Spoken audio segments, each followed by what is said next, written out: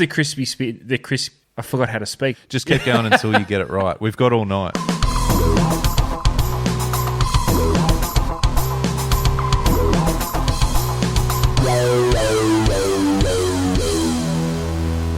Hello, everyone. Welcome to The Deep Drop. This is a fishing podcast, and if you are new here, a very, very warm welcome. It is great to have you on board and part of the community that is the greatest community, I'm saying, in the world. Ultimately, it starts here with me, Luke McCredden, and my co-host and best mate, Adam Ring. Ads, how are you, pal? I'm great. I'm great. Daylight savings is here. Feels good. It's blown its absolute ring out, but the fact that it's daylight savings is a little bit lighter later makes me feel really good about life and what I think I can achieve after hours, but probably won't. The fact that I think I can makes me feel really good. That's everything. Yeah. It's all mentality. Confidence it's all high. Psyche. Yeah, I love that. Yeah, if you've been around for a while out there listening, welcome back. Good to have you back on board. We are well into the over the 150 mark. We raised the bat a couple of episodes ago, Ads, and we've pushed on through. We're going to bat through the innings and through a couple more sessions and try and aim for that 200 milestone, I would have thought. Don't go out now. Yeah. No. I feel as though we've settled into a nice rhythm. We're not getting too defensive, but we're not getting too overly confident, trying to tonk one over the infield unnecessarily. We're not swinging, sort of ruthlessly. We're seeing the ball well. If there's a loose delivery, we're putting it out. We'll have a crack. Yeah, we're gonna have a slash. Yeah. But we haven't gone full. Well. Front foot forward, bat tuck behind the bat, just pretend to offer a shot. We're not there. No. Not there. And the good thing is the pitch is still in good nick. So we're not having to worry about, balls just flying all over the joint yet. So we're in a good spot. The cracks haven't opened up yet. But welcome everyone, new or old, as far as community members. Great to have everyone on board for another episode. We should touch on the elephant in the room, Adam, which of course is trying to, I guess, articulate and explain the deep drop and what it's all about. And it's the perfect time every episode where I step back and hand over to you and say, Adam, what is the deep drop? It's generally about this time I've got something a little bit witty to a little bit downright dumb to try and figure out what this bad boy is, but I'm not going to go in that direction for this pod, Luke. Okay. I think I'm going to try and tackle it from a serious angle. Wow. Might not work. Let's go. Let's have a go. But we'll see how we go. So the Deep Drop is a fishing podcast that's based on fishing. See, already I'm trying to be serious, but I don't know. Basically, what sums up the Deep Drop? The fact that we have to ask what is the Deep Drop at the start of every episode, now 152 episodes in. Yeah. Kind of tells you what the Deep Drop's all about. Now we're still trying to work it out. Yeah, and don't let it put you off, because ultimately the beauty of it is it's not a definitive answer. It's all about questions. We ask everything. We have a crack at everything. We tackle every topic we possibly can, dumb or smart or otherwise, and questions are what it's all about. We ask questions. We often answer them with a question. It's never ending. This is why fishing is so bloody good, Adam, because there are so many questions about so many things, and it's why we love it. It's why we do it, and it's why we love getting on here and talking through it. Yeah. That's right. I can guarantee you, by the time, Luke, that you and I hang the boots up on this pod, might be tomorrow, might be in another 150 episodes, might be another 150 years. I don't know. Yeah. But by the time we're ready to hang them up, I guarantee you there will not be a fisherman out there that has thought something that we haven't tackled on this pod. Yeah, not bad. Not bad. Well, it's probably not a bad segue just to sort of direct people. If you want to catch up on some of the things that we have spoken about, even just recently, but all the way back, you can do so across socials. So Instagram, Facebook, TikTok, YouTube, Spotify, whatever you like to get on and have a look through, you'll soon get an indication that we're not afraid to go places with what we talk about and how we tackle them. Of course, the website, the deepdrop.au, that's where all the episodes are housed and all the topics and information there is, so you can go all the way back and have a bit of a flick through from episode 1, ads, where I'm going to throw it out there and say, was the first question that was ever raised on the Deep Drop, was it whether or not what qualifies as a barrel tuna? Was that the premise of the first ever question? It may have been. We've asked that many questions. Yeah. It may have been. But yeah. Can someone can someone in the community go back, just scroll back through on Spotify or jump on the website, let us know. Just flick us a note on Spotify. If you're listening to this on Spotify now, have a quick scroll. Well, it won't be super quick because you have to go back through 152 episodes, but just use that thumb, rip down the episode list while you're still listening. Doing it now. I'm assuming you're doing it right now. Good. And go to find number episode 1 and then jump back into this episode, into the comments, and just tell us what it was. Remind us. Yeah. Yeah, remind us. Just drop it in there as a comment. Because we may have gathered some more information on some of those previous attempted answers, and we might be able to bring some new light. I reckon a lot of our answers from 150 episodes ago might still land on the same thing, but might just have a different spin on them, ads, potentially. Yeah. Anyway. Or a different angle. Different angle. Yeah, different angle. All right, good. Well, you can still grab yourself a cap and stubby holder, Adam, which is the greatest combo of probably modern history in the fishing tackle industry, I would say. Is that exaggerating too hard? No, it's not. Listen, Luke, you and I had to step in at some point in the very near past. We had to step in and just take it a little bit easy on the combo because it was about to take over the world. Listen, there's a fair bit going on. The time wasn't right for the combo to take over the world, so we just sort of parked it for a little bit. It'll be back. Yeah. It'll be back, but just, check it out. Subtly check it out, the deepdrop.au. Have a look. Well played. You can grab yourself a cap, stubby holder, rep the brand. Enjoy. We appreciate everyone who's got on board and rep the brand and got themselves a very comfortable stubby holder, a very comfortable and stylish cap, ads, which you are sporting tonight. Looks fantastic, I must say. Looks a lot cleaner than mine. I'm going to have to dive into the stocks to grab myself a freshie, I reckon, at some point very soon. Yep. So yes, please do. Thank you everyone for jumping on board. And we've got a few things to get into tonight, including top 6, which is going to be a delicious one. Oh, teaser. What? Teaser. Hello. Hang around for that. Hang around for that. And as always, we just kick into gear. Now, I don't know. It's not so much a question, ads, but I want your take on this. We talk about lures a lot on this podcast. We talk about lure. You and I are just lure fiends. We just love it. We both own way too many. But that's okay. We can justify it somehow. I was thinking very recently about a style of lure that, and I don't reckon we've actually brought it up and discussed it on this podcast before. And I want to get your take on whether you think it is underutilized, underappreciated, or overutilized, or overrated. Yeah. My take is probably a little bit underrated when it comes to just the talk. I want to get your thoughts on a lipless crankbait. I think as a Victorian, it's going to go into the probably underutilized. That's where I'm at. Does a metal vibe? Would you class that as a lipless crank, or is it a category of its own, metal vibe? Because we've been there. We've been there recently. Metal. I kind of think a metal vibe's a metal vibe.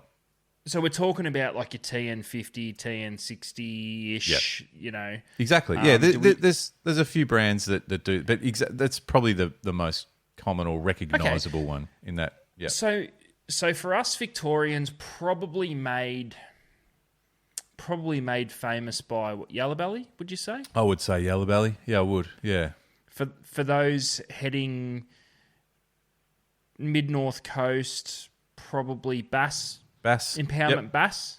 Aussie Bass. And then obviously they've been a Barra thing in many different forms, whether in that form of a TN style or like a Trans Am, fish trappy style, soft vibe, but the same sort of concept. Yeah. It's Well, I'll throw a direct question to you then while you ponder this a little bit, because one of the angles I wanted to take is, I think you've just already touched on it. They're kind of a freshwater targeted lure. But I guess as someone from Rapala yourself, you have some options under the 13 Fishing brand in this lipless crankbait style of lure. You also, I think, is there still the Rapala? Yep. The what's it called? Rip and Wraps are still there. What's the Rapala one called? Yeah, the Rip and Wraps. Rip and Wrap. So when you as a brand look at the Rip and Wrap and the 13 Fishing ones, what are you seeing it like? Is it directly targeted for exactly what we just said, the yellow belly market, the bass market, the barra market to a degree, or is there any discussion internally? And I'm just sort of trying to peek behind the curtains here about, hey, let's try and promote these for estuary or you know what I mean, like other applications. But there's no, I guess, internal discussion about what we can do, and I think there's a reason for it. I think it's been around for so long. It's been a successful lure for so long. There hasn't been too many advancements in said lure. It kind of is what it is. But let's do a quick little exercise, me and you, Luke. This is where I think we could probably answer this question as definitively as we're going to get, because I think it's going to give us our answer right at the end. Have a look at the main characteristics of lures and let's rank them 1 to 5. 1 being shithouse, 5 being big time. Right. Okay. So if we were to take a lipless crank, so that style of lure. Yep. What would you give it out of 5 for versatility? I'm talking about the ways it can be fished. The ways it can be fished, I wouldn't have thought has it got? Does it need to be fished in one specific way? Kinda, doesn't it? So it's not too many. I don't know. Oh, okay. I would have thought there wouldn't be too many sort of options to fish them. But I'm open to it tonight because I want to learn a bit more about this and maybe where we could go with it. But what are you thinking? Well, so why I think it could be a really versatile lure, and I want you to stop me if you think I'm wrong. You can cover heaps of ground with it, so you can cast and slow wind back, and it's still a very effective presentation at any fish. You can cast as far as you can and hop it back like a blade. Probably a little bit more subtle. I wouldn't say it's probably the optimum way to do it, but you can. Yep. Because they come both silent and with rattles, so it's got drawing power. Or you can drop it vertical and almost teabag the fish to death. Yeah. So I would say it's versatile. Where does it fall down? Probably in ultra deep water or anything with current. Yeah. Though they can be heavy, they're a full-bodied vibe, so they tend to catch water. You're not getting deep in a hurry, not like a blade. Yeah. So you maybe give it a 4. Sit in the middle, 3 or 4, maybe 3 to 4. Yeah. Okay. Fish catching ability. Oh, that'd be in the higher part of that. I agree. Sort of I think there's plenty of runs on the board for that style of lure through many different 4.5 species. Yep. Looks. It's important. It's a factor. Very it's got to important. catch the fish before it catches the fish. Fucking Looks. oath. Do they look good? Do they look good in a packet? Do they have cool paint jobs? Yeah, I think as a rule from the current options on in our Australian market, I reckon there's some really cool looking ones. I would put that in the higher sort of vote area. I'm happy with a 4. Same 4. Yep, 4 or 5. Is it daunting to a new angler? Does a lure fisherman that's brand new to lures is trying to work it out? Do they look at it and go, "Fuck, it looks too complicated for me"? That's a good question. I'd love to actually ask that question. To maybe some customers in a store, just to sort of say, "Hey, could you use it?" "Oh no, what do you do with that?" I don't know. Yeah. It's kind of it's a hard one to answer because you sort of if you already know, but I guess it's a lot of them are marketed as a vibe. So to hear that, I would think that's pretty easy. Tie it on, cast it out, and wind it back, and it vibrates. Do you know what I mean? Yeah. So it should be pretty straightforward. So I agree with that. So 3.5. Just because there's still a bit of unknown. You go, oh, where do what does it do? If you're not sure, you know what I mean? It's not. Yeah, I guess it's not bleedingly obvious when you look at it what it does. But yeah, maybe, maybe because we do know. Those scores are pretty good. So it should be. Okay, so with all those scores in mind, then why are we only using them in certain applications, in certain areas for certain species? And by the way, tell me if there is an actual reason. But for me, I'm like, should this not be part of the flathead sort of, tackle box of lures? Should this not be part of? And I know we've talked about winter brimmin with metal vibes and stuff, but I don't know, lipless crankbaits in the same sort of conversation, or is it just go to a metal, or should these not be cast off the surf in certain areas for the likes of tailor and salmon and whatever else? We know there's probably a good, there's probably runs on the board for big ones trolling them offshore as well, but I don't know. They don't seem overly, I don't know, what's the word? Overly welcome to all markets, if that makes sense. Do you know what I mean? Yeah. Where are you at with it? Is that fair to say that? I think it's in the category of just completely forgotten about. Yeah. Because if you have a look at the markets in which they're big, so predominantly for the freshwater markets. Yep. Whether it be yellowbelly, cod, Aussie bass, barramundi, they're probably the main ones up and down our coast, right? Yep. If you think of every single one of those fisheries, there is a lure at the moment that isn't a vibe that's the flavour of the month. Soft for cod, let's go through them. For yellowbelly, it's a soft plastic grub. Yeah. Oh, you're saying each of them have their... So each of them have have something that's in at the moment that isn't a vibe. Black grub, yellowbelly. So you got yellowbelly grubs, you got cod swim baits, you've got bass, jerk baits. Maybe this scoping thing is starting to do its thing on them with this strolling technique that we're seeing with the barra. Maybe chatters at a bit of surface as well. It's... Yeah. But take them out of an impoundment setting. Now they also get hard. Don't do well in current. Don't do well in tide.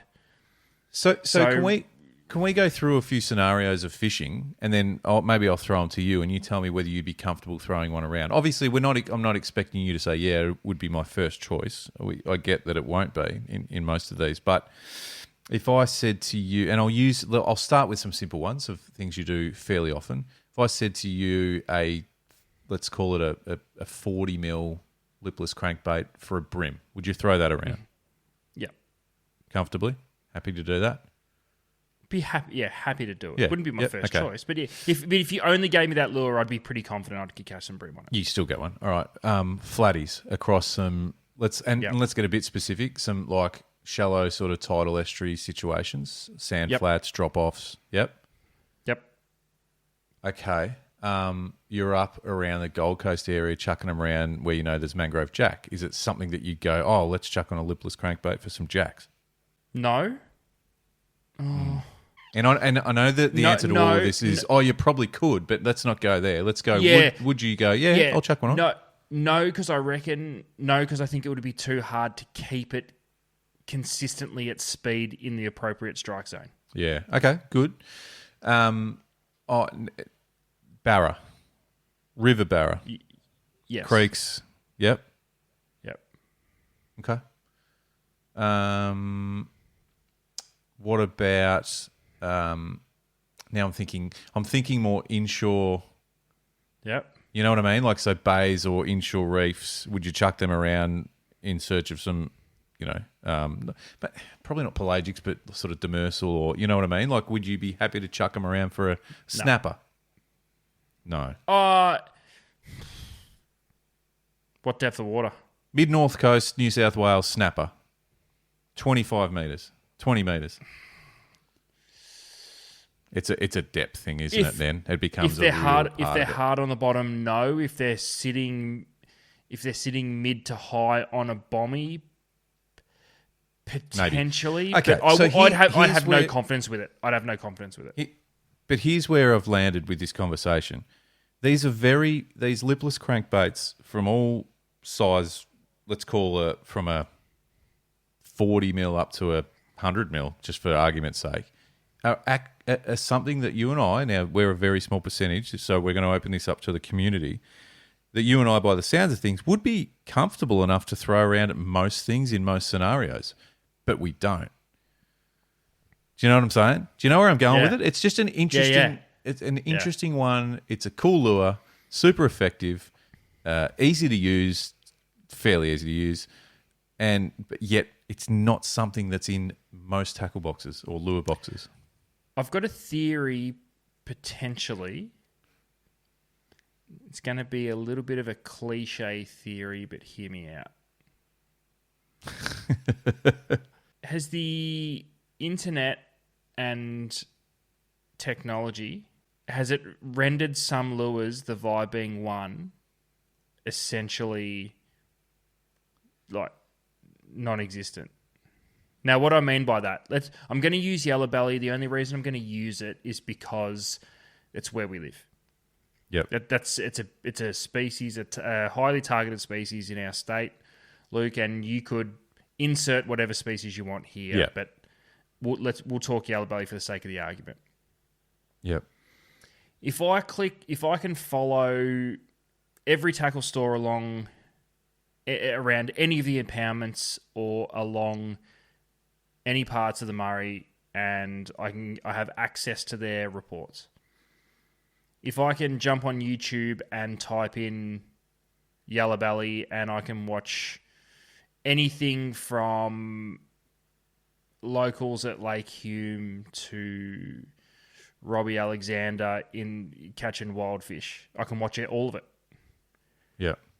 I dare say that the vast majority of that content and those reports are dominated by one specific way of doing things, which would be grubbing trees. Mm.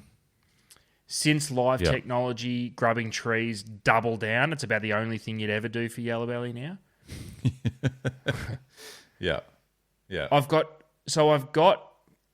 the thing I've got easiest access to is only telling me the best way to catch them is by doing this. Why am I going to ignore it? Yeah.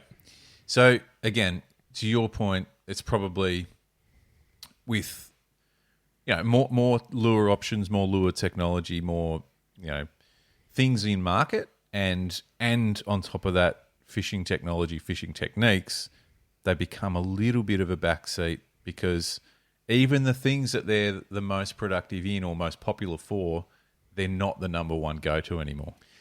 Yeah, but that's where we've kind of landed. Even though they're still super effective, they're still not. They've taken a backseat to black grubbin or whatever. But I'm hung up. Actually, I'm going to save the next point for part 2 of this pod because I think it's because I think it's a critically important conversation, and I think it's something that I've become insanely hung up on. I could be really wrong. It's just my take. I want to discuss it with you. I want the community involved because I hope I'm wrong, and I want to be told that I'm wrong. Okay. Well, but we'll save it. All right. Well, in that case, let's ask. This is the question. Is this the question we're gonna throw out there? Lipless crankbaits, underrated or overrated? Simple as that.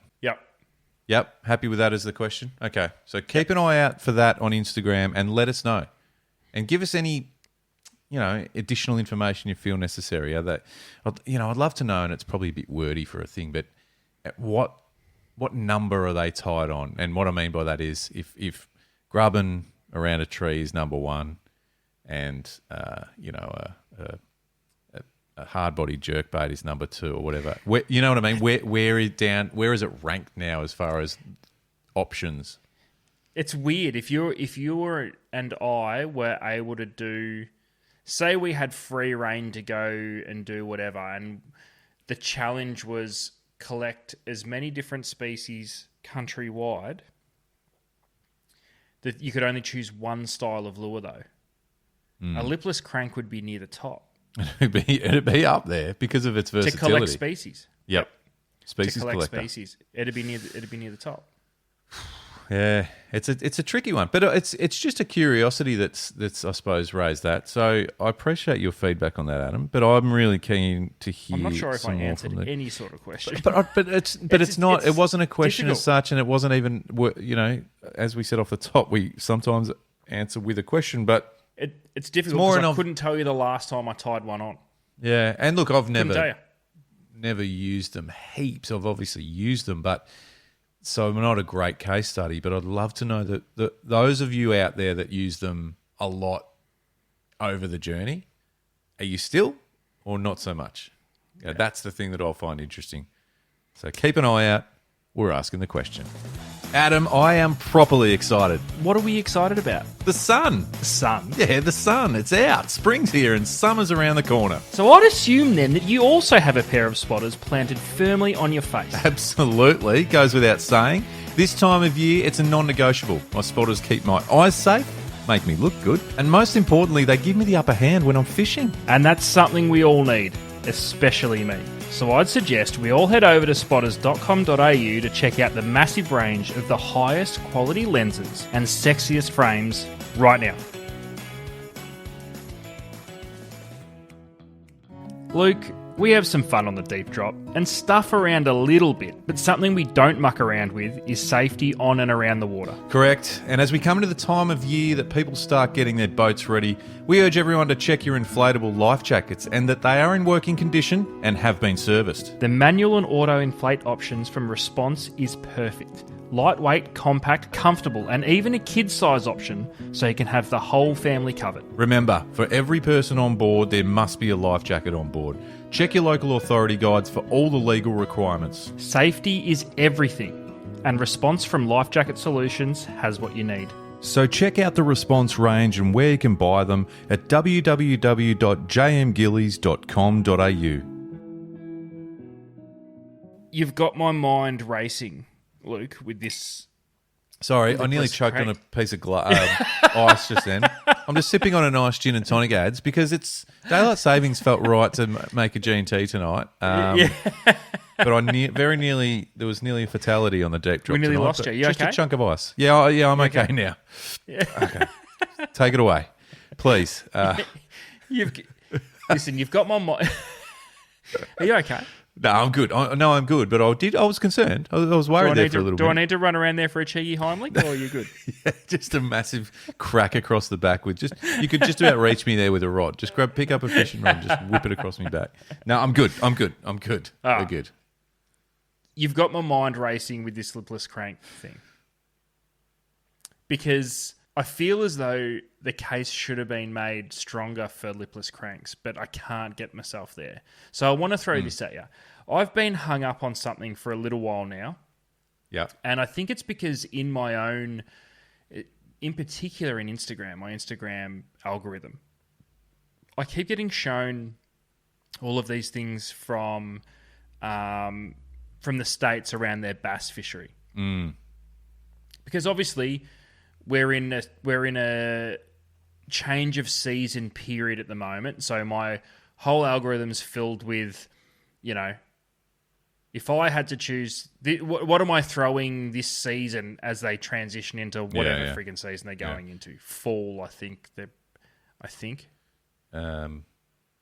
Or into, autumn. Fuck if I know. Yeah, would be. But fall. It's changing season. No, it's fall, autumn, yeah. I think you're talking to the right person, by the way, because you remember I've caught a largemouth bass, so I'm fully qualified to answer any question you've got about bass fishing in the US. Yeah. So unfortunately, this isn't a question about bass. Oh damn it! Okay, thought that was my chance. That's okay. I'll save that one.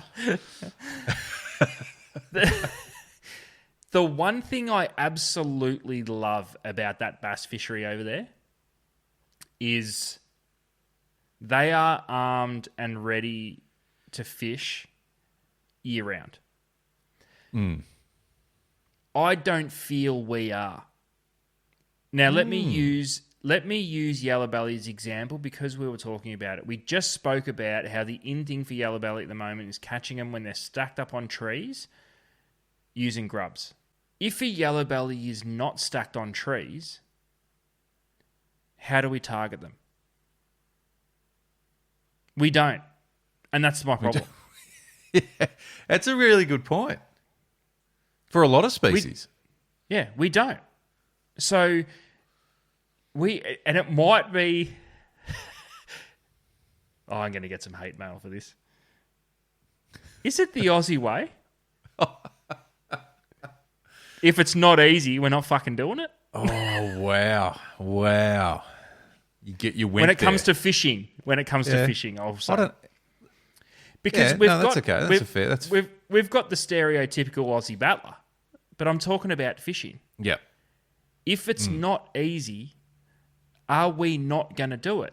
Because the fact of the matter is, using the yellow belly example, they are only stacked on trees at specific times a year. So what do we do for the rest of it? And the simple answer is fucking nothing. We wait for them to stack up on trees because it's the easiest way to catch them. Well, I think there's a conversation here, even species aside, about just general seasonal weather has that same impact. So what I mean by that is particularly down south, where I'm, Victoria, Tasmania, maybe South Australia, parts of New South Wales. We've seen it firsthand, Adam, in Victoria, but when it gets cold, that's it. We're done. We'll wait until it warms up. But we're leaving fish on the table. Yeah. Yeah, but I think it's I don't think it's necessarily just the weather. Because the weather's part of what happens with a fish movement too, right? So with your example with the yellow belly, they change. That's probably a change of season sort of scenario as well. Yeah, no. I don't think you're picking up what I'm putting down. Okay, something that we maybe do the right way. Let's say brim. Let's talk brim. Yeah. The lure fishing fraternity for brim will catch them year round. Yep. Whether it's easy or hard, they're going. We've tuned our brains to brim to know where they're going to be.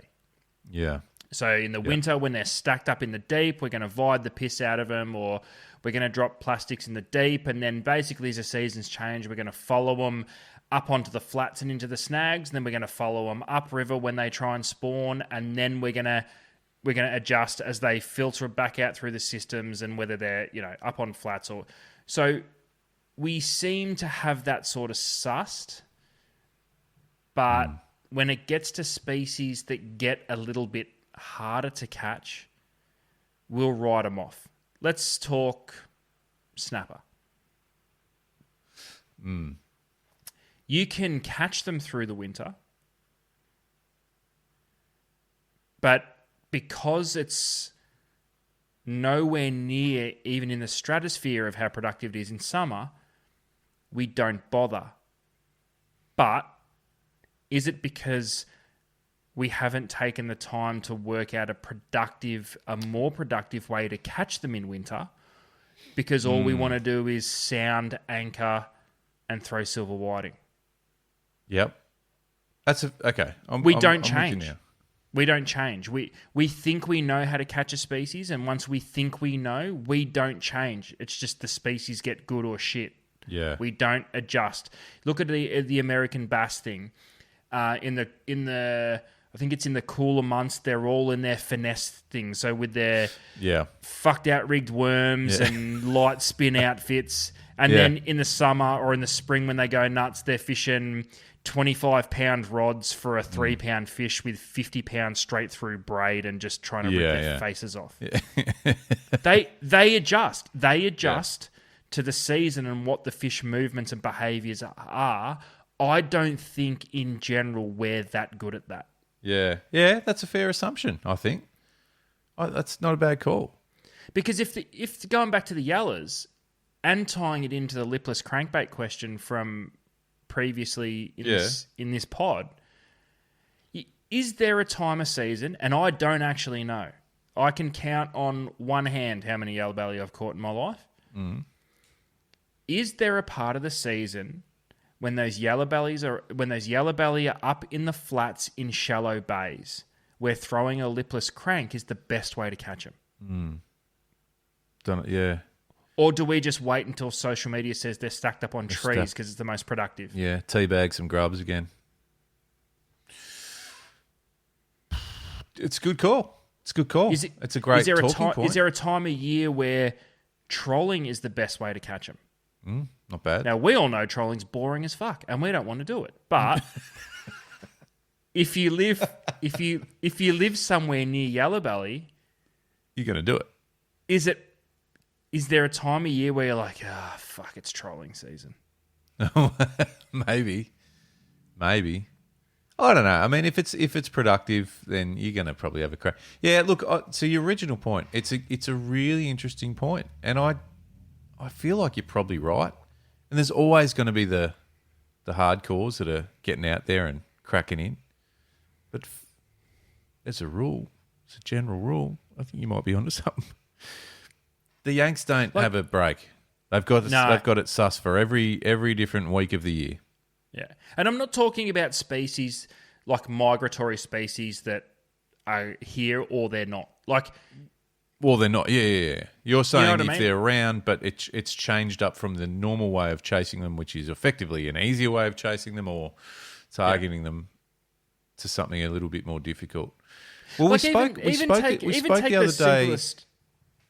Even take the simplest species, calamari. Yeah. Have we even worked out generally for calamari, is there a time of year that we should be using 2 and 2.5 squid jigs, and is there a time of year where we should be using 3.5s and 4s? That's a great call. You could argue when the big girls move up onto the weed beds to spawn, should that be it's big jig season? Yeah. But when you post spawn and potentially those eggs have hatched and they're 2 or 3 months old, should we be downsizing to try and get them? The fascinating thing about that, as an example, is I don't think it's even taken into consideration at all. It's speaking for myself, but I just prefer a certain size of jig. It doesn't matter what time of year it is. Same. I might be missing out on.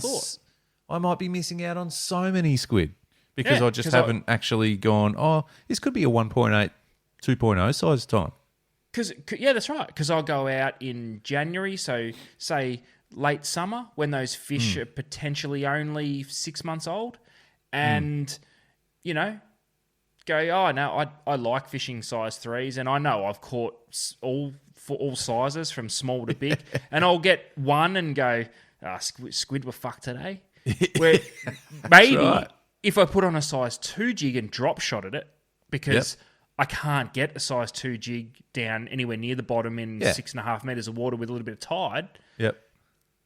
If I drop shotted a size 2 jig, would I get 10 in 15 casts, which is what I assume I'm going to get every single time I go squid fishing? Potentially. And that's a great call. All of a sudden now, I'm rethinking everything I know about squid fishing, and I probably don't know as much as I thought I did.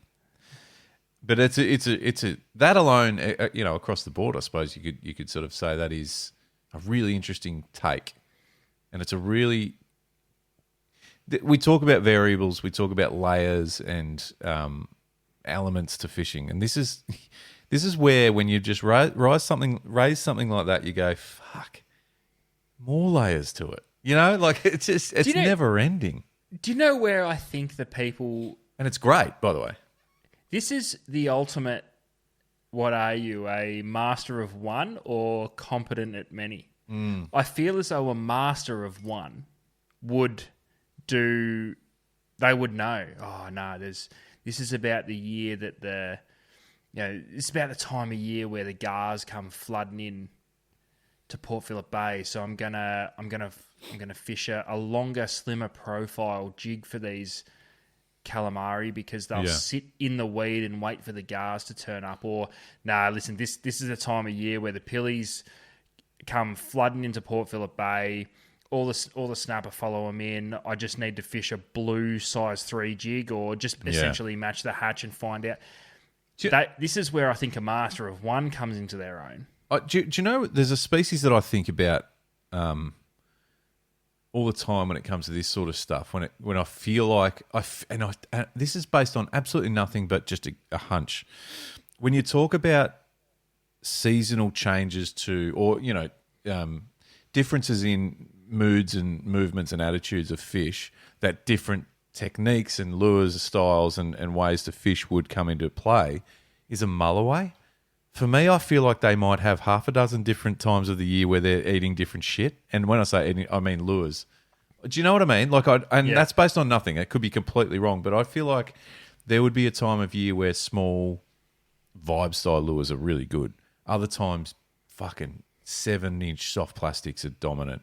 Other times, I don't know, like a trolled hard body, as big as like an X-Rap 20 or something, actually is really effective for them because they're just.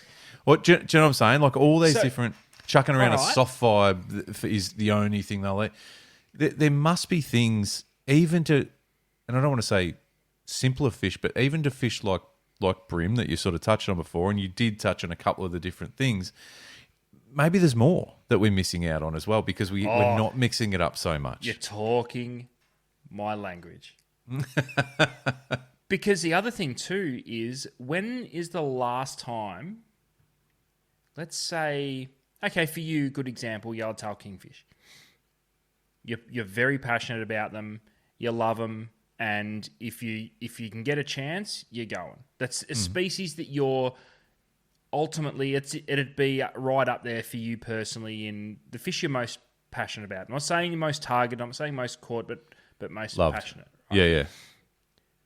Have you ever studied or attempted to study the water they're in? So let's talk Montague Island, Narooma, where you've spent a lot of time, especially as a young fella coming up. Yeah. Catching yellowtail. Did you spend any time at all trying to work out what's happening with those kingfish? As in, when you think kingfish, you think current. Yeah. But what I mean by that is, what are they here for? What are they eating? What have they followed? Have they followed the slimy mackerel schools down with the current? If the current's running at an odd temperature, does the bait change? Which means, will they push slimies up to the top where you could potentially get a topwater bite because slimies are more inclined? And I don't know if they are. I'm just talking absolute rubbish. I'm trying to form a concept. Or are they? Is there a time where maybe the Sowry schools are a little bit more active, so they're throwing themselves out of the water for no apparent reason, so you could get a topwater bite? Or are they? If the pilchards are thick, do you need to wait? Are you looking for pilchard bait balls and dropping smaller plastics, waiting for kings to round them up?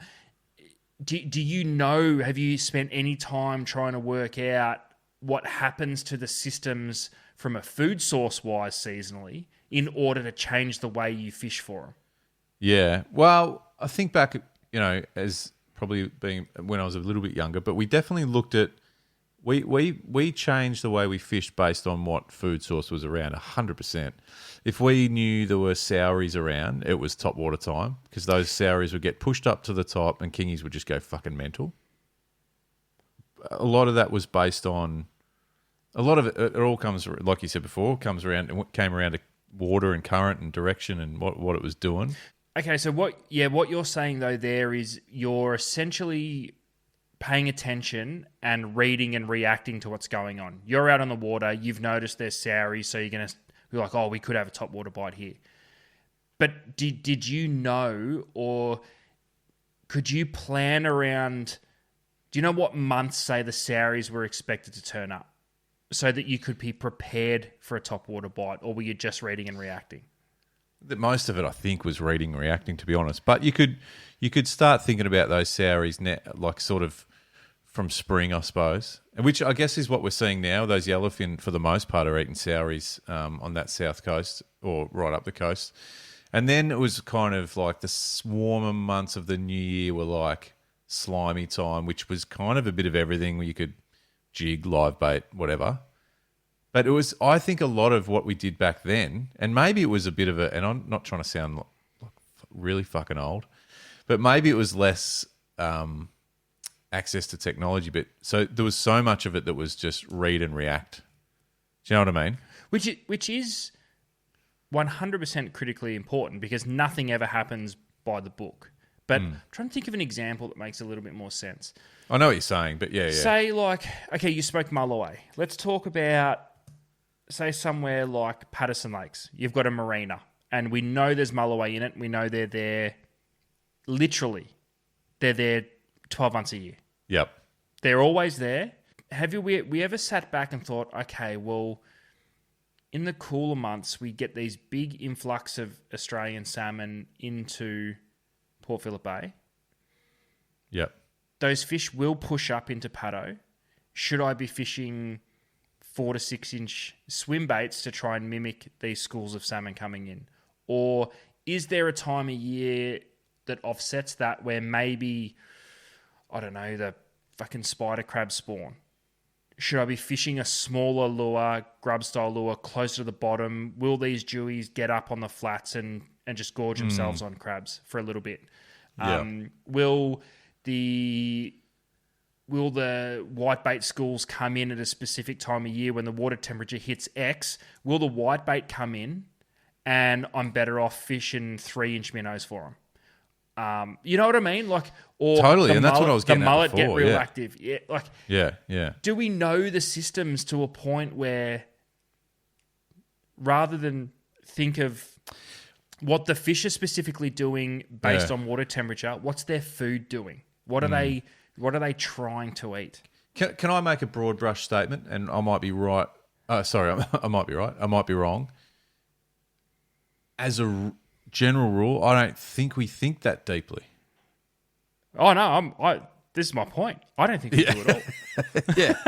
The 1%ers do. We've spoken about 1%ers, and 100% they do, and a lot of people do. Let's put it out there, because we don't want to offend anyone who work really like harder than you and I do. But I don't think, as just a general rule of thumb, we think that deeply about it, which is okay. Like, but to your point, all those layers that you just touched on, and all the different levels of detail there's a lot in that.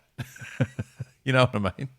There is a lot in it. So I don't know. I'm thinking maybe we don't, as a rule. No. And maybe that is 100% overthinking it. Because I would say... There's that too. Because I would say you probably naturally acquire that knowledge over time, if that's what you decide to, using the Paddo thing for example. Yeah. If you live close enough to Paddo and you got obsessed with Mulloway, you're going to acquire that knowledge over time by reading and reacting. Yeah. And naturally getting inquisitive and asking questions and learning and all that sort of because stuff. Because I think there's an argument for if and that's a great example, because I don't do that much Mulloway fishing at all, especially in what you're talking about, that particular location. If you laid all of that in front of me on a piece of paper, it'd almost make me not go at all. Do you know what I mean? Because there's too much information. Too much information. And I'd go, well, you said here that this needs to be right, this needs to be right, and this needs to happen. Well, I don't think it's happening tonight, I guess I won't go. So, do you know? I don't think you and I are on the same wavelength with this. I don't think we're on the same wavelength at all. I'm more talking about, like, knowing what the system's doing, dictating the size of lure we're using. Yeah, that's what I mean. Or so the style. If you gave me that info, and it was all that info there, it'd almost make you, or it might not make you not go, but it'd be like, I'll try it for a bit, but I'm ticking the boxes and it's not working. Yeah, that's true. Yeah, but I sometimes think that there's you know, I don't know. I promote just having a crack, right? We always say just go and have a go. But the more info you can accumulate is great. But there's also like curiosity killed the cat to a degree. Like it's like go and have a go. Yeah. So if all I'm shit at it. I'm so shit at it. As in, I'll go brim fishing and use a bloodworm wriggler tail. Yeah. And if I don't catch them, like, brim are fucked. Like, yeah, trying something else is not on the radar. And I guess that's where I'm going with it. And that's probably where I'm landing with it to your overarching sort of statement or question is that we could probably overthink it. I don't think just in general, I don't think we think as deeply as those examples we've given, which, right or wrong, I think if the 1%ers will have nailed it. But I think overall we probably don't, and then often we might overthink it. I'm guilty of overthinking things, for sure. For sure. You're probably similar, where we just think to the point of just not doing anything. or changing too often. Too often, yes. Changing 5 lures in 12 casts because 2 lures just didn't cut it. Yep. Yeah. Okay. It's a good call. It's a good shout. I'm not sure if anything I've said for the last half an hour made any sense at all. It's made sense. I just don't know if there's it's one of those ones I'd love to hear from individuals in the community for their take on it. We've got some 1%ers that listen, ads. Yeah. Oh, yeah. So it'd be cool to hear from, but anyone, just their take on that. I think they probably love the way we all go about it. Social media says there's yellers stuck on trees. They're up the back on their own, catching truckloads of fish. Well, we're all sitting on a tree hoping that these yellers are going to eat something. Yeah, they're up the back on their own fishing lipless crankbaits. Smacking fish, smacking them on their own. Love it. I think that's there's a lot there to break down. Brooksy, what do you think? I think most penis. Yeah, that's probably it comes fair. down to that at the end of the day, doesn't it? It comes down Maybe to I'm overthinking it. Hey, shout outs on social media. The man, the myth, the legend. I think most penis. There's a few comments floating around on one of his posts that he needs to come on the deep drop, and Oh, nice. Brooksy's publicly said, let's make it happen. So we're going to make it happen. We've got a Love to have him. Big little bit coming up where we're lining up lots of cool guests for probably the new year ads. I reckon we're going to really roll out a lot of that. So stay tuned for that. But in the meantime, thank you for that input, Brooksy. I think most penis. Yeah, most people do too. We are going to do this.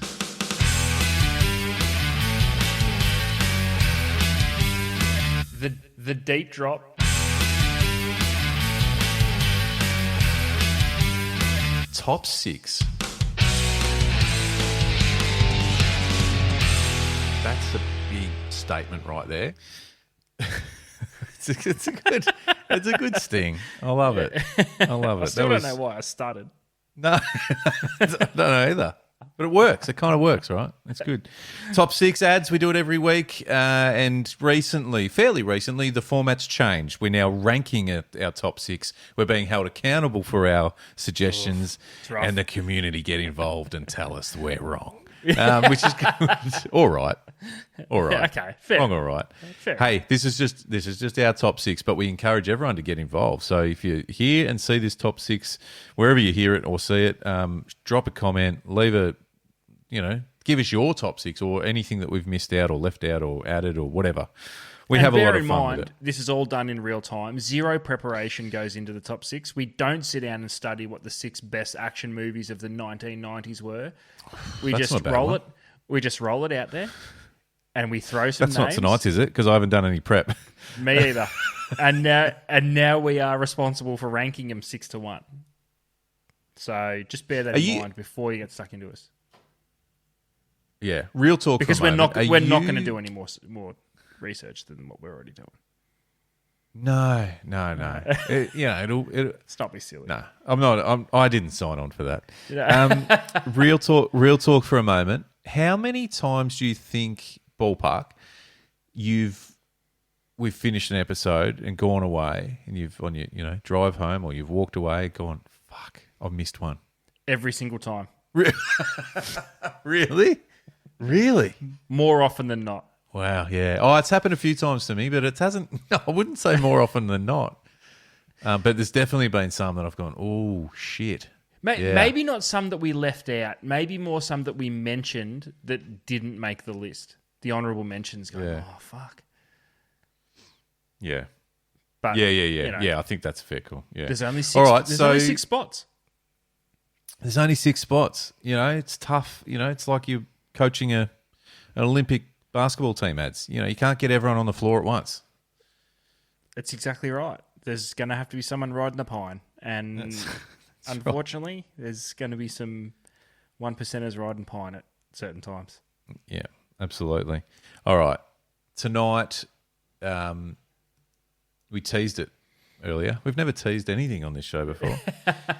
This has actually been suggested a couple of times from the community, just over the journey. Not recently, but it just popped up into my head again with, we should do that. It's been mentioned, so we're going to do it. Tonight, we're doing the top 6 seafood dishes. Okay, break this down for me a little bit. Yeah. Define seafood dishes. Are we talking like a specific, like you sit down and you see on a menu something specific, or are we talking a general way of preparing seafood? No, I think it's going to have have a little bit of flexibility here. So I went straight to what's on a menu, but then at the same time I reckon we can tweak it with a, for example, you know, if it's this isn't seafood, so I'll give a good example. It's not what potentially would be in it, but say there is a steak on a menu, but we can then tweak it and go a lamb steak. Do you know what I'm saying? Yeah. Okay. So we might be able to. So let's just table some, and then we can work through it. We can workshop it. There's a few sort of staples, I suppose, that you might call it that are. I mean, it's a safe bet for our top 6. I would have thought, unless you think otherwise, the first one that comes to mind would be salt and pepper squid. Yeah. Yeah. Okay. Yeah. Yeah. Which yes, 100%. It's 100% be on there. See where we might have to get specific. Yeah. I was going to say where we might have to get specific is species in some of these cases because, I mean, a beer battered fish of that. I'm happy to call it flatty tails. Just get specific on it. Tails. Yeah. Because that's got to be there. Or does it go into like a deep fried? I don't know. This could be a little bit more. No. Let's just throw some shit at the wall and see if it's part of it. Kingfish ceviche. Yeah, nice. You know what I mean? Like it's there. It's somewhere there. Now I'm not saying it's in the top 6, but I would vote for it. But it would be thereabouts. Yeah. Fish tacos, but that's all right. What's broad? But so do we name a species to fit in that? Because Jesus Christ, a fish taco is delicious if it's put together well. You know what I'm saying? And if that slab of fish in the middle is King George Whiting. Thank you. You know what? Let's call it a King George Whiting fish taco. It's something we have we have fairly regularly here because it's fucking delicious. Yep. Okay. Prawn anything. Like, you know, what we need to call a prawn dish out. Prawn Is it cocktail? chili prawn? Ooh, yeah. Chili prawns? Garlic prawn? Garlic prawn. Okay, done. Garlic prawn. That's our prawn dish. Let me be very clear. You could put prawn in anything and it would probably be in our top 6. Yeah. What are your thoughts on a solid seafood laksa? Like a soupy arrangement with white fish and prawns and shit. It's not on high rotation for me. It's not, but I enjoy it. Yeah. Okay, we can put. But not there. One of those ones that burns your face off. You know when they get too hot. Yeah. Oh yeah. Crispy skin grilled salmon or baked. Do you know what I mean? Ooh, yeah, crispy. I'm not talking Australian salmon, by the way. Yeah. No, crispy skin salmon. The real I salmon. think that's the crispy I forgot how to speak. That might go into the next intro. Keep going. Just keep going until you get it right. We've got all night. Crispy skin, I think, needs to be salmon. Yes. Thank you. Yeah. Good. Okay. Where do you put like sushi, like a, sashimi? No, sushi. Like sushi. We're talking like a nigiri or like what are the Tuna sushi roll and shit. That's what I had for dinner tonight. Is it? Happy with All it? you can eat. Oh shit! It's my youngest daughter and I. That's like our little That's good. Whenever my oldest is out, she's out tonight. We always sneak off for a bit of all you can eat sushi. How good's that? Yeah, nice. Yeah, awesome. Yeah, not bad. What about just a hot roasted whole ... barra, coral trout? You know what I mean? Probably. Barramundi's on a menu a lot for that sort of scenario. You don't see. It's one of my favourite ways to have a snapper whole on the barbecue. Get a bit of char. Yeah. So a whole roasted. Little bit of a pain in the ass with all the bones in it. But it kind of is part of the parcel. It's no different to shelling a prawn. Adam, peek behind the curtains for a second. I am about. In fact, as this episode is live, I'm on a plane. So I'm on a plane at the moment, heading to one of my recently added places to my favourite places of all time, the Tiwi Islands. Catching a coral trout or a wild barra and having that cooked up whole and just peeling away the beautiful sweet flesh off that thing. You know what I'm saying? Yeah, it's awesome. I'm just saying the bones are a pain in the ass. Yeah, but just picking the flesh off it. It's like if a family member rocks up to Christmas Day with a couple of kilo of prawns. Yeah. And they're whole. Yeah. It automatically quarters the amount of prawns you're going to eat today. If you need to sit there and shell the bastards. It also really impacts your excitement level. At first, it is up here. It is high. You've seen that bag and you've gone, prawns. Oh, yes. Yep. And then you go, oh, yeah, they're not peeled. Yep, because all you think then is I'm going to be dealing with a lot of heads and poop shoots today. Yeah, and it just doesn't. Yeah. You know what I mean? Yeah, no, I do. So are we? Yeah, okay. Well, Is there any there that are just instants on the list? Salt and pepper squid. Salt and pepper squid, yeah. Garlic prawns. Yep. I think the baked whole fish, I don't have it a lot, but I do really love the texture and idea of that. I think that the King George whiting taco has got to be on there. Yep. So what are we saying the whole fish is, though? Barra? Snapper? I'm just thinking about things that are commonly on a menu, like, do you know what I mean? Probably barra. Yeah, that's where That'd be the best way to eat a barra, wouldn't it? Like a little saltwater barra would be that'd be the best way to eat. I reckon, for sure. Okay, so we sort of see one, kingfish ceviche. Are we saying I love bloody that. Good one? I love that. Let's put it on there. So much. So we've kind of, and a beer battered flatty. I mean, it's just one of those ones. You're like, I'm not really sure if I like fish. Okay, well, we'll deep fry it. We will deep fry the shit out of it. So there is a chance you might taste it. And drown it in beer. Is there anything more Australian than that? And then just in case the flavour's hitting you too much, we'll squeeze a fucking full lemon over the thing. All right? Yep. So just relax. And you can have if it's really grim, you can have a little bit of a side of tomato sauce. Now, I'm not typically a tomato sauce on fish. Tomato sauce. Jesus. There is only one dish that I can think of that I would actively put tomato sauce on fish. Really? What's that? Yeah. When the local fish and chip shop serves up a little bit of flap of stingray and disguises it as flake.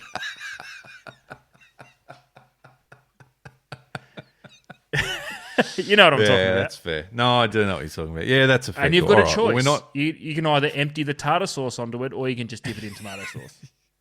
We're not going flap a stingray on tonight's list, but I think we've landed on half a dozen ads. So let me just go through it, and we need to start putting them in order because time's running out on the invisible make-believe clock. Salt and pepper squid, kingfish ceviche. Am I saying ceviche right? I think it's... Is it ceviche? Ceviche, sorry. Sorry, Mr. Is fucking ceviche fancy a DJ? pants. Like a dance DJ? Has he done collabs with Pitbull? Mr. Worldwide. Fuck, it's getting late. You can tell. Garlic prawns, fish tacos, King George Whiting fish tacos. Yep. Whole baked barra. Whole baked barra, beer battered flatty. Yeah. So so there's 6, right? So we can start listing them and ranking them. We've left off crispy skin salmon. Oh, it kind of feels like it needs to be in there. Yeah. What do we take out? Does the baked whole barra? I feel as though I like it in the list solely for diversity. Does the beer battered flatty just have to come off the bench? An honourable mention. Because surely if you're deep frying something, you're not really tasting what the fish has to offer. Where I'm going. All right, let's make a call. Are we happy to do that? Yeah, I'm happy to do that. Okay. Is there a clear number 1? I don't think there's a clear number 1, but I think there's a clear 2 that could be interchangeable. One, I'd love your opinion. And I think it's between salt and pepper squid and King George Whiting tacos. More popular for sure would be the salt and pepper squid. Squid, yeah. And, I'm happy to... Okay, so I'm happy to put the salt and pepper squid somewhere near the top, to be honest. Yeah. It's never a bad option. It's never a bad option. Well, it's the one that people say, I don't like seafood, but I'll happily pinch a couple of bits of the entree salt and pepper squid. It's the one where you go at a restaurant, I'm not overly hungry tonight, I'll grab the salt and pepper squid, and then they say, would you like that as a main? You go, yeah. Yeah, and do you know how you know it's proper good? Yeah. When, let's face it, you're eating just like shit arrow squid. It's not even calamari. Yeah, but don't ruin it for us. No, Just, tell us but it's still calamari. good. Yeah, no, but it's still good. Yeah. Should we go salt and pepper squid number 1? Is that number 1? I think it it's is number 1. All right. I think it's number 1. I think that's what we've... Okay, so where did you want... Oh, fuck, garlic prawns are got to be close. I think fish tacos, King George Whiting tacos number 2. Okay. Which is hard for me to say because my favourite seafood in general is prawns. In any 3. form. It's got to be 3 garlic prawns. Yeah. And I just think... Jesus Christ, this is way harder than I thought. So what's left? Kingfish ceviche, the DJ. Crispy skin salmon and a baked whole barra. Like there's nothing bad. Let's put baked whole barra at 6. Yes. Because we have to start getting picky. It's a pain in the ass to eat. So we'll put it at 6. I think I'm a big salmon. We eat a lot of salmon here, and I won't say mastered, but I'm not bad at making that skin crispy. It's a fucking good dish. I still think I'm going the DJ. But I do love me a bit of bit of crispy skin sambo. So do you want to put that at number 4? The DJ and kingfish ceviche at 5. Nah, the DJ at 5.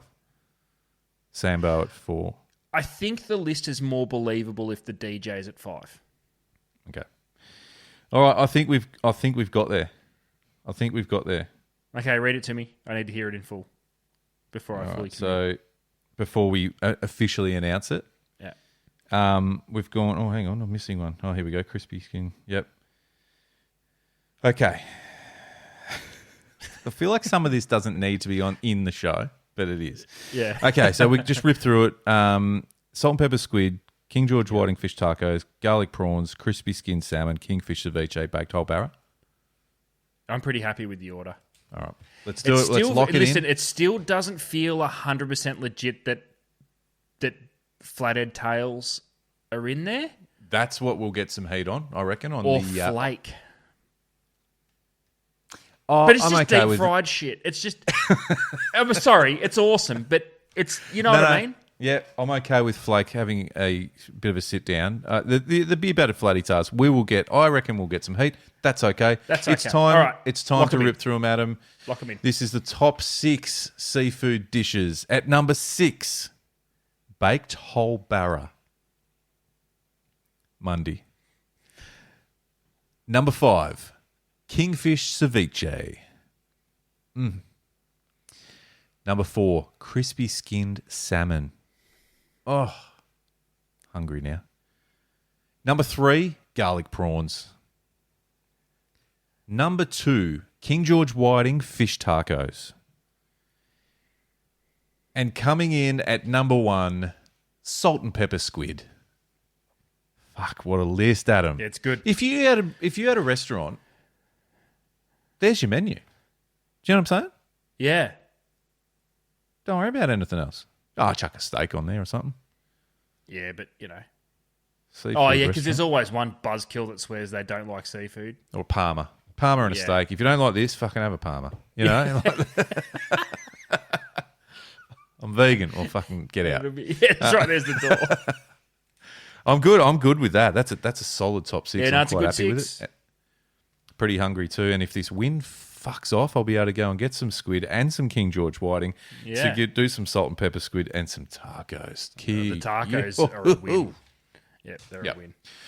Adam, we've been through a lot tonight. Lipless crankbaits. Discuss. Are they underrated or overrated? Please let us know, community. Just putting into a question what we went through with your initial topic. Is it kind of like what do we do when the fishing gets tough? Nah, listen, I'm going to be really open and honest. I feel as though I dribbled a little bit too much shit tonight. I don't know. No, but it was. So maybe that should be the question. Did I dribble too much shit? Did anyone understand anything that I said? Because Did I'm Adam not sure. waffle? I'm not sure it made much sense. And then, of course, top 6 seafood dishes ads. Let us know how we went. Did we miss something? Did we leave something out? Did we put something that shouldn't be there? What are the obvious omissions? But hey, all in all, it's a solid 6. there's nothing wrong with that 6. Solid 6. We'll be back next week with a big show, ads. I've hopefully got some things to report on. Hopefully have ticked off some more monthly rezos. Hopefully you have. I'm not saying that you need to get out. I came close. Get cracking. Oh, we didn't touch on this. I didn't come close, but I caught some fish. They just weren't fucking 2 kilos salmon. They were the 1 kilo varieties and a fucking tailor. Well, we don't get to tick anything off, do we? No. So. All right. Let's leave it at that and get stuck into it. We'll see you all soon. Thanks. We'll speak next time. Peace.